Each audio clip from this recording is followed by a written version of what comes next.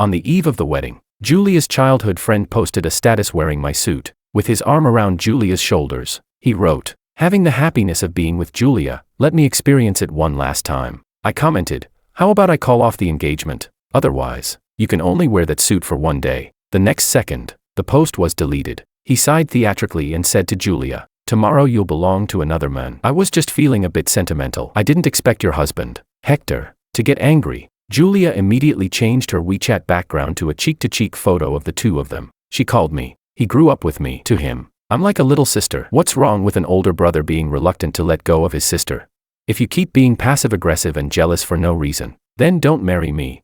I wasn't jealous. I genuinely wanted to call off the engagement. Chapter 1. When Julia came back, I had already finished writing the handwritten notes informing our relatives and friends that the wedding was cancelled. "You wrote these?" She casually picked one up to skim it. Smiling carelessly, I answered lightly, No wonder they're so ugly." She chuckled. I paused. The first time I wrote her a love letter, after being captivated by her graceful figure at the racetrack, she teased me the same way. I was sad for a long time. I practiced like crazy, regular script, running script, everything, yet she would always brush it off with a single, airy sentence. "It's fine. Even if your handwriting is ugly, I still love you." It wasn't until her friends saw my handwritten notes and exclaimed at how impressive they were that she pulled out a barely legible scrawl and tossed it at them. "Have you never seen truly good handwriting?" Later I found out that ugly scrawl was Logan's. I didn't reply. I just kept packing up my things. When she got no response, she laughed and leaned in, hugging my waist and acting cute. All right, I'll stop. I brought you a gift." A pair of boots was pushed over. I glanced at them, opened the shoe cabinet drawer, and took out an identical pair, already peeling and worn. "Thanks, but I already have them." Julia froze for a moment. Then her expression turned ugly. They were the gift she had given me on our 1-year anniversary. Chapter 2. I don't like wearing boots, but because they were from her. Back then I still put them on to meet her friends. When Logan, who had just returned to the country, saw them, he let out a snort of laughter. "My God, is he an old man or what? The boots are already flaking, ha." I didn't know how to respond when Julia laughed and punched his chest lightly. "Stop it. Not everyone looks good in everything like you do." Logan laughed as he rubbed her hair. "Isn't it because you picked the style for me?" Knowing that all of Logan's clothes were chosen by Julia, I had my first real fight with her. She rarely lost her temper, but this time she snapped. "I grew up with him. If I really wanted something with him, would there even be a place for you? If you're going to be this dramatic, then don't date at all."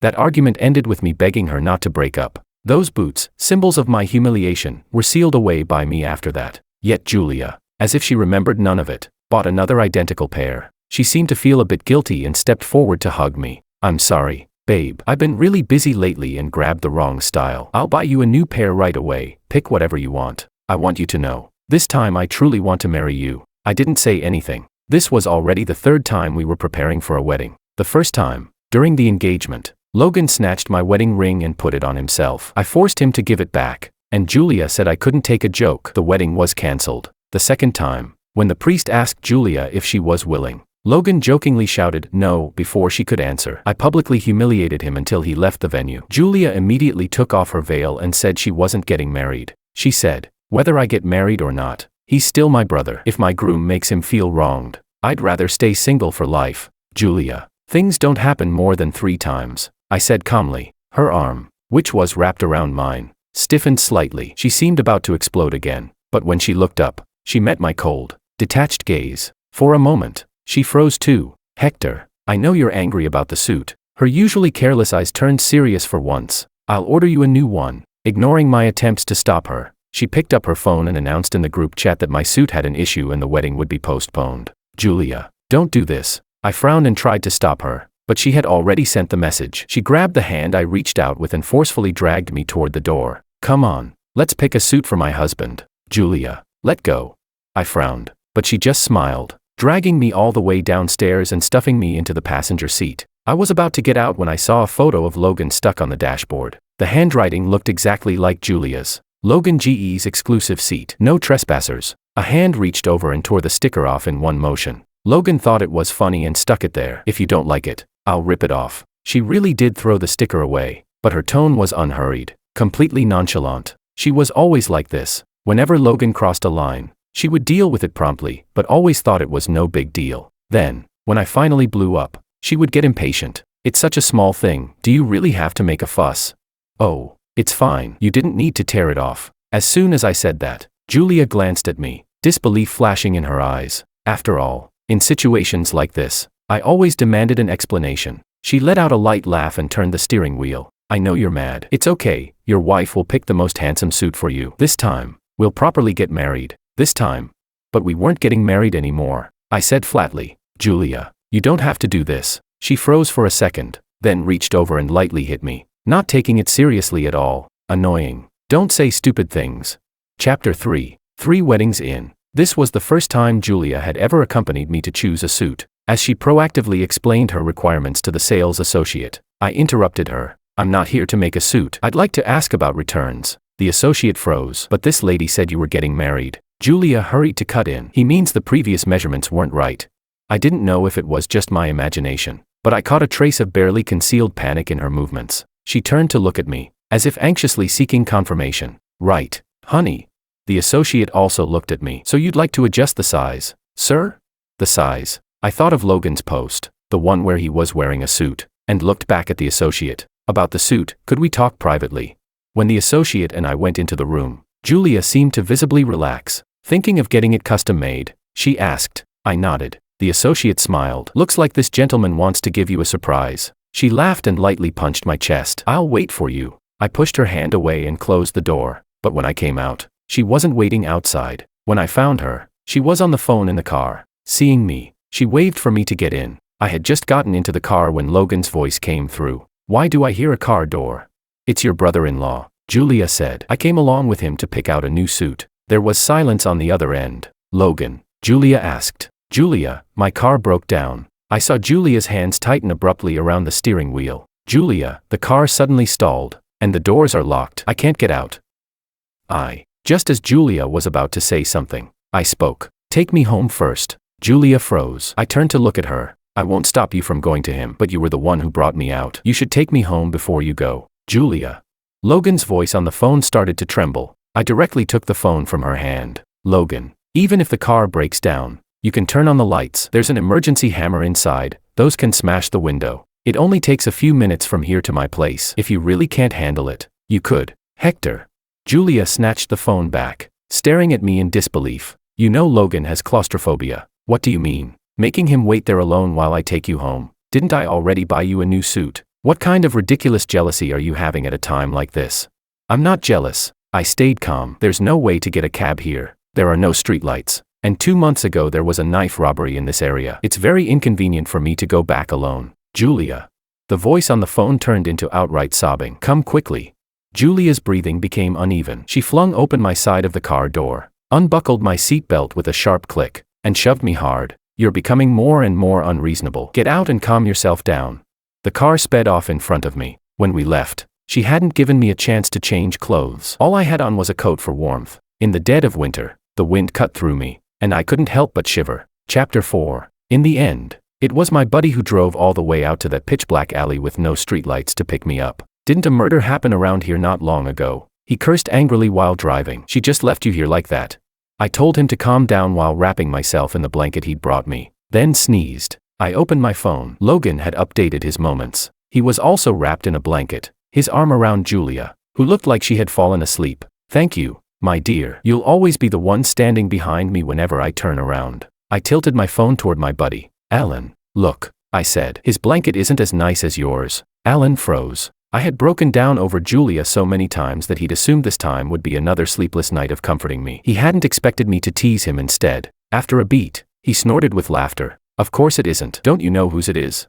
Chapter 5. Julia came back while I was eating a late-night meal. When she saw there was only one bowl of tomato and egg noodles, she paused. You didn't make any for me.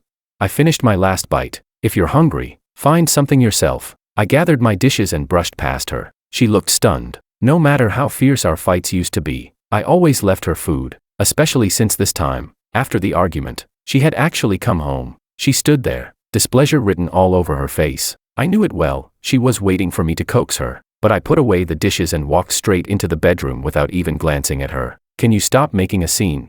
She grabbed my wrist. Logan has claustrophobia. If I went late, he would have had a breakdown. You're just mad that I left you alone on the road. Right. That place isn't even that far from home. And you're 191 centimeters tall, Who could possibly mess with you? Logan clearly needed me more. I'm with him. You grew up together, helping him out. What's wrong with that? I finished the sentence for her. Julia choked on her words. I ignored her, went into the bedroom, lifted the blanket, lay down, and closed my eyes. Before long, waves of sleepiness washed over me. Half asleep, I felt someone press up against my back. Don't, I said. I caught Julia's hand at my waist. I don't want to. The person behind me stiffened, then hugged me even tighter. Hector, it's been so long since I really don't want to. I cut her off. Hector. She sat up abruptly. You used to beg me for this. We're about to get married. Why are you suddenly acting all restrained? I pinched the bridge of my nose. Julia, I'm exhausted. Don't do this. In that instant, the person behind me seemed to freeze, because those were the exact words she had used countless times to reject me. The room fell into a strange silence. I turned my head. Is there anything else? I waited quietly for her to continue. Calm, flat, even cold. These were things only she used to do whenever I was too drained to touch her because she had spent all her energy helping Logan deal with his endless problems, and I got jealous and made a fuss. She would look at me coldly. When I finally ran out of strength, she would ask indifferently, "Are you done? Anything else? If not, go to sleep." She would always sleep soundly, leaving me alone beside her until dawn. Then the next day, seeing the dark circles under my eyes, she'd smile and loop her arm through mine. Is this really worth it? So this was what it felt like to handle things her way. Hector, Julia took a deep breath, her voice trembling slightly. Who did you learn to argue like this from?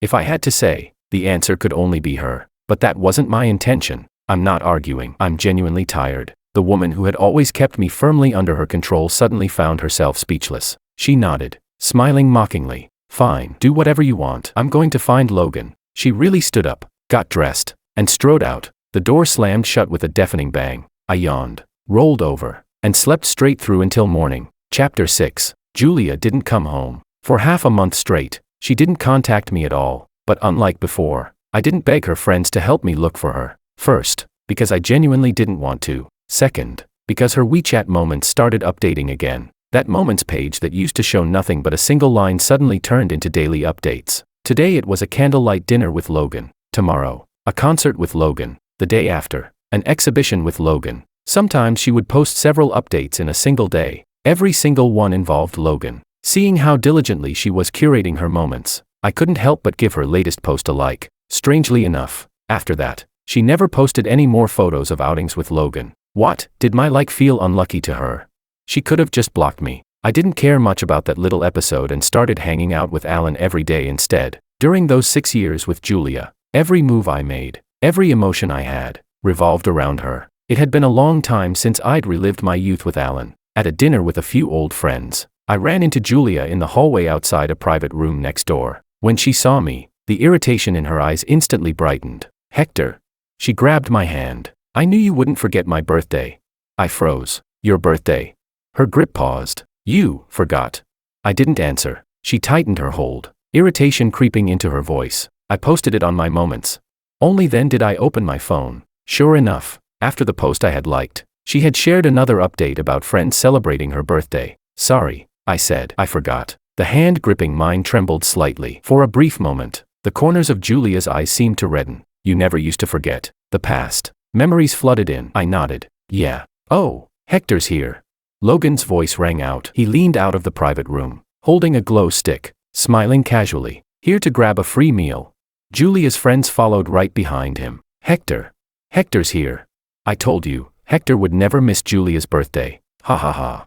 Chapter 7. It was rare for Julia to formally introduce me in a social setting where both Logan and I were present. She rarely brought me to meet friends. These people all belonged to Julia and Logan's social circle. But this time, she held my hand and took me around, toasting each friend one by one. Everyone said with knowing smiles, "So Julia's finally settling down."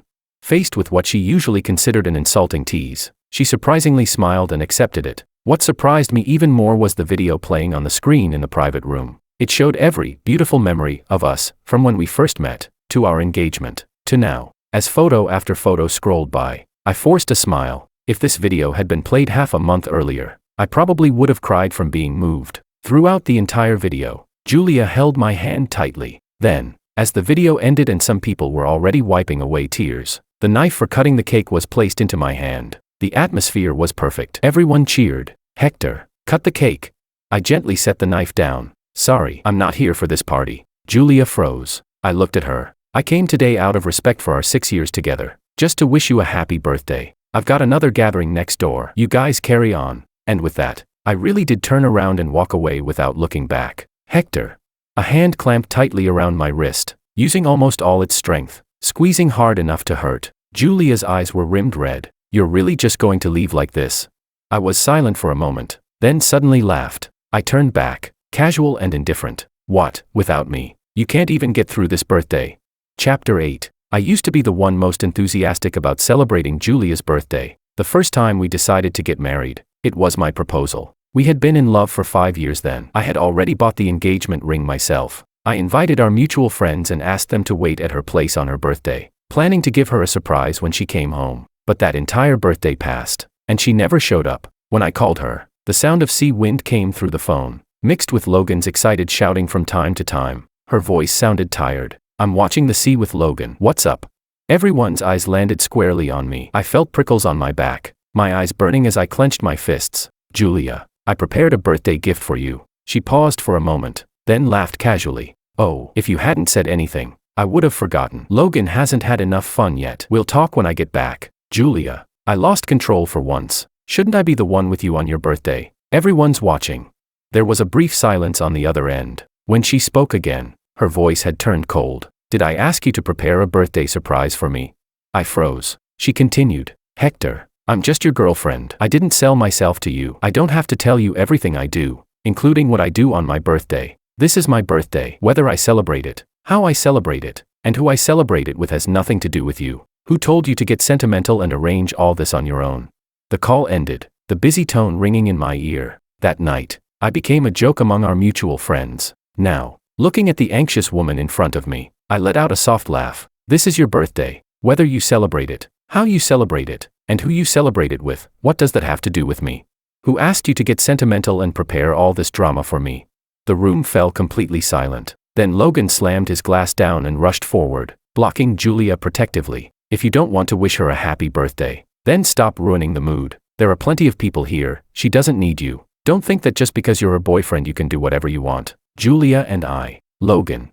Julia suddenly shouted. Logan froze. Her voice sounded tired. Enough. It seemed she had remembered the past. I said nothing more and turned to leave the private room. Chapter 9. While the next door private room was still lively, my phone wouldn't stop vibrating. Julia was sending messages. The temperature dropped again today. Did you bring something warm?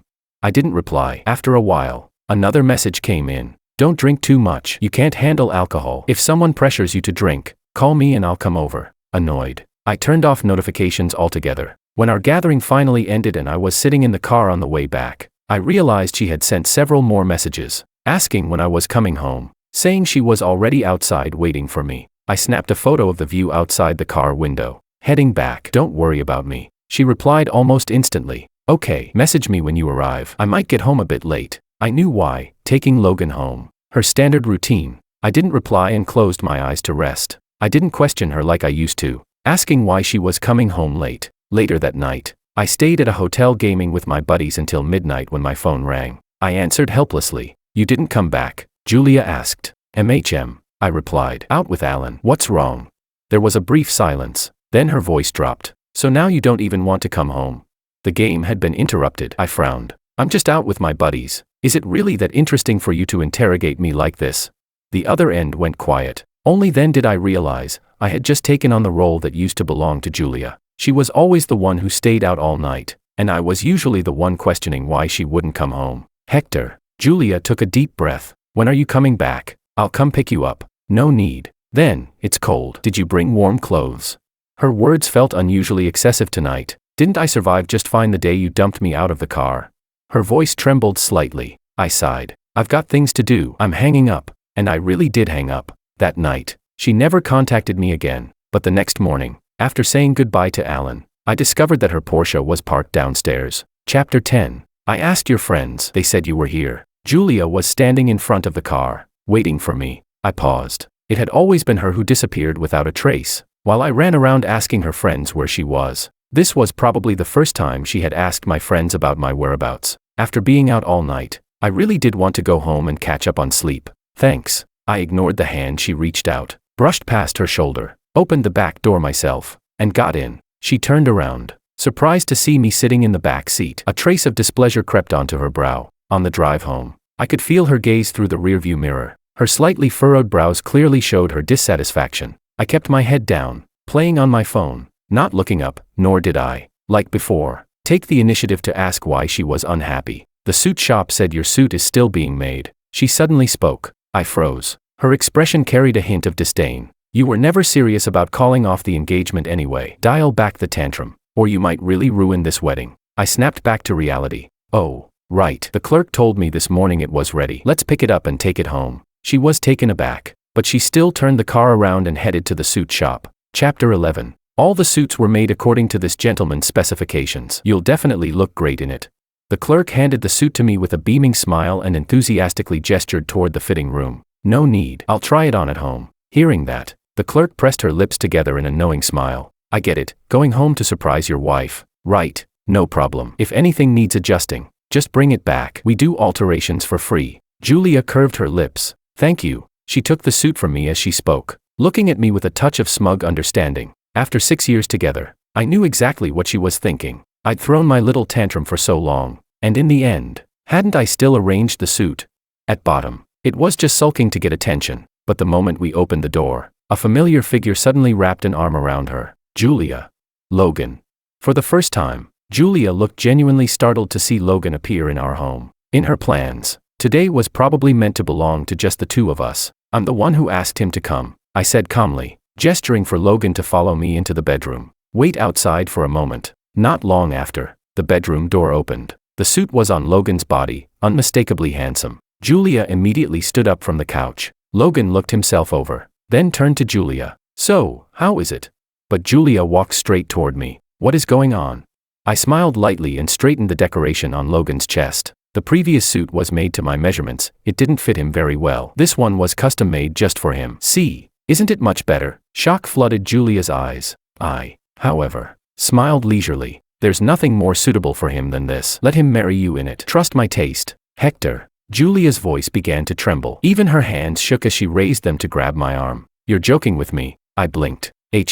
Of course not. As I spoke, I took Logan's hand and placed it into hers, standing between the two of them, like a witness to their happiness. I smiled softly. You've been by each other's side for over 20 years. It's time for things to come to fruition. I wish you both a long, lasting future. Logan looked at Julia, his face slightly flushed, but she abruptly flung his hand away. Hector. Julia. Logan stared at her in disbelief, but she didn't spare him a glance. She grabbed my hand, her almond-shaped eyes reddening. Her grip hurt, yet her voice trembled even more. Don't do this. Don't joke like this. This isn't funny at all. Not even a little. I looked at her, took hold of her hands, slowly applied pressure, and pushed them away. Her hands froze in midair as she stared at me in shock. Julia, I said calmly. Since when did you become someone who can't take a joke? Chapter 12. She froze completely, as if she had finally remembered. The first engagement, Logan snatched my ring and put it on himself. The second wedding, Logan jokingly answered no for Julia. Every time I got angry, her accusations were always the same. Logan was just joking. He didn't mean anything by it. Why are you so incapable of taking a joke? Do you only feel happy if you make everyone else miserable?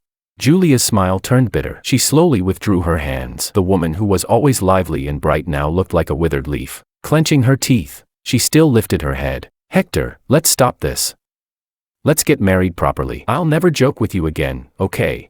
Too late. My tone was flat, neither sad nor angry, as if this mattered so little to me. She, however, became frantic. It's not too late, Hector. As long as you're willing, we can start over. We can. Her words suddenly stopped. She noticed the changes in the house. What about the notices you wrote? Julia's expression turned serious as she rummaged through the drawer where I used to keep documents. I turned and pulled out the suitcase I had packed long ago. Don't bother looking. They were mailed to our relatives and friends the day before yesterday. She turned around in disbelief. When she saw the packed suitcase, her pupils shrank abruptly. Where are you going?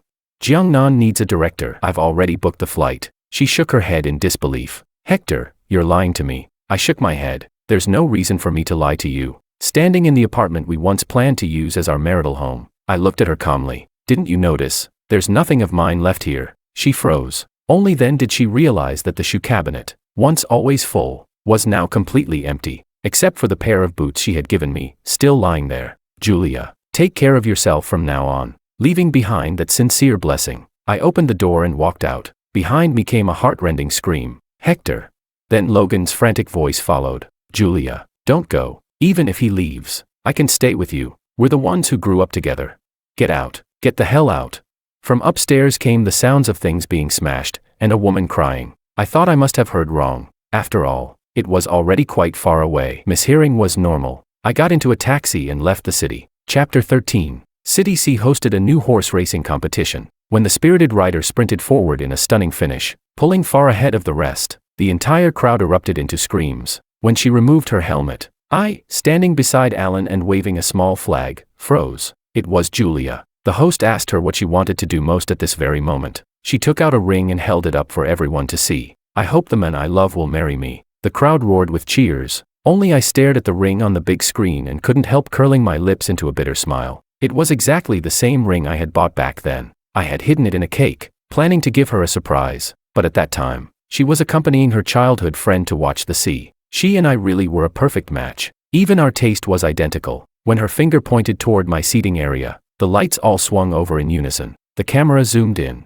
There were only 2 empty seats left. Julia's smile froze on her face. The hand holding the ring slowly lowered. Chapter 14. On my way back, a car spun neatly into place and blocked my path. Julia got out. Her almond-shaped eyes were faintly red. Hector. I took a step back and smiled politely. MS. Julia. Hearing that unfamiliar form of address, her hand clenched uncontrollably. Do you not believe me? She walked toward me step by step. She still looked the same as she had 6 years ago, the woman who made me fall in love at first sight. Time had been kind to her, but that spark was gone forever. Believe what? I asked calmly. She grabbed my hand. The famous heiress of our social circle now looked like a pitiful, abandoned puppy. Hector, after you blocked me, I kept wanting to tell you, Logan and I are innocent. I never did anything with him. I know. I smiled lightly. I've always known. Julia wasn't someone who acted recklessly. She froze. Then why did you? I gently but firmly pushed her hand away. MS. Julia. Cheating doesn't only start when 2 people get into the same bed. Her breathing trembled. She opened her mouth, struggling to speak. I'm sorry, Hector. I really didn't mean to. I was serious about you from the beginning. Her voice broke. The fearless queen of the scene was sobbing uncontrollably. I spoke softly, still smiling. I know. You think you never wronged me, and that you truly liked me once. After all, someone as wild as you wouldn't agree to marriage without genuine feelings. I paused, my smile deepening, my tone gentle. But being together isn't just about whether you feel you did nothing wrong. Her eyes reddened. Julia, our fate has run its course. I'm doing well now, no resentment, no hatred. Headquarters is sending me overseas to take over as the top executive. This meeting may be our last. She looked up sharply, disbelief written all over her face. One last thing, let me give you some advice. The old me might have tolerated those behaviors, but another man might not. Treat the next one well. Don't let him end up as disappointed as I once was. I don't have the energy to look for another one. Julia's voice was hoarse. I simply smiled. Then wait. Take your time. With that, I brushed past her shoulder and walked away. On a sudden impulse, I turned back once. She stood at the other end of the alley, framed by the streetlight. The light was warm, yet it outlined nothing but loneliness and sorrow. I turned back around, neither sad nor glad. Chapter 15. During the years I worked overseas, a female racer fought her way onto the international stage. From time to time, I went to watch races and often saw her face. People in the scene said she competed in every race, fighting for first place every single time, all so that one person would see her. Her devoted fans flatly denied it. I remained neutral. Logan seemed to follow her everywhere, traveling north and south with her, but she never once looked at him directly. As a result, many of her fans accused Logan of harassment. A reporter once asked her whether the rumors were true. Was she really waiting for someone? She answered, yes. And what do you plan to do? The reporter asked. She paused. I'll spend my entire life waiting for him. When Alan saw the news, he asked me what I planned to do. I was gaming with him in Duo Q. Hearing that, I glanced at the report and replied calmly, whatever.